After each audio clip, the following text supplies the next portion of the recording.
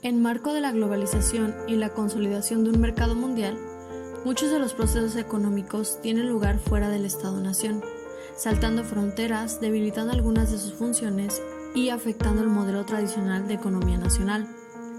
En la raíz se hallan las perturbaciones que afectaron al mundo a partir de los 70s y las relaciones de fuerza que se conformaron a las esferas del poder y la ideología.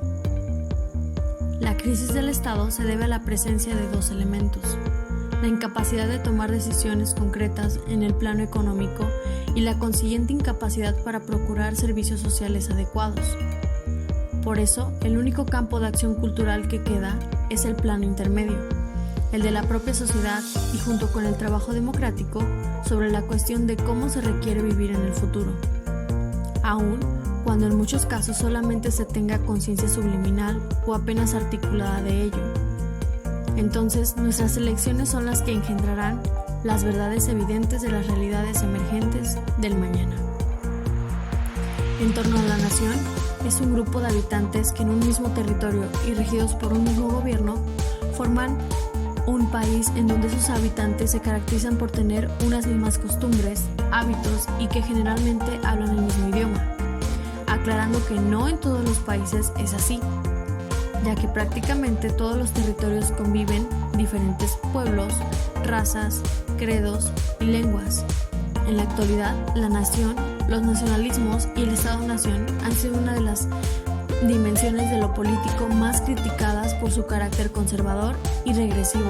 El sentido de lo nacional se aprecia como una conducta anclada al pasado, cuando se supone que el mundo se encamina a crear un espacio económico y cultural de integración. Thomas Hobbes, 1588 a 1679, filósofo del derecho natural, menciona que todos los hombres son iguales por naturaleza, pero el principal problema entre los hombres es la competencia.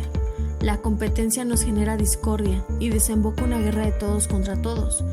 La sociedad busca el deseo de vivir confortablemente, lo cual los lleva a realizar un pacto denominado instinto de conservación. Dicho pacto da origen al Estado para evitar llegar a una guerra de todos contra todos, para preservar el instinto de conservación. Hobbes compara al Estado con el Leviatán, ser mitológico descrito en la Biblia como inhumano y destructor, que se toma como representación de un demonio. El Estado tiene la función de ejercer un castigo o violencia sobre aquel o aquellos que violen el pacto que se refiere al pacto de unión, donde el Estado debe velar por los derechos del hombre. Surge tras renunciar al propio derecho de defensa, hacer justicia por su propia mano. Ejemplo, ceden su derecho de defensa a un rey para limitar al individuo sin ejercer violencia física, como antes lo hacía el Estado, Leviatán. Entramos ahora a la modernidad líquida, donde ha cambiado todo el sentido y el valor que se le da a las cosas, las cuales antes no eran vistas así. Zygmunt Bauman fue un sociólogo polaco. Es a él a quien se le debe el concepto de modernidad líquida.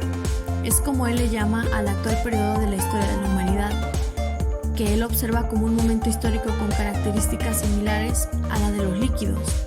Características como la inestabilidad, la falta de cohesión y la carencia de una forma definida. Esas son las características que diferencian nuestros tiempos al tiempo de nuestros abuelos.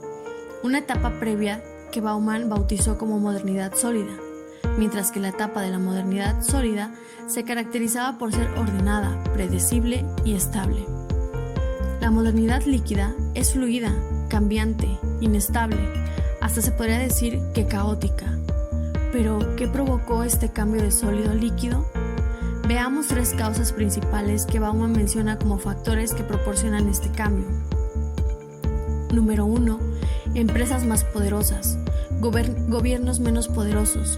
Las grandes corporaciones transnacionales tienen el poder de cambiar leyes, economía y por lo tanto la vida de muchísimas personas, respondiendo a cambios en el mercado o a la disponibilidad de recursos naturales y de la mano de obra barata. Número 2. La velocidad de los avances tecnológicos, sobre todo el Internet.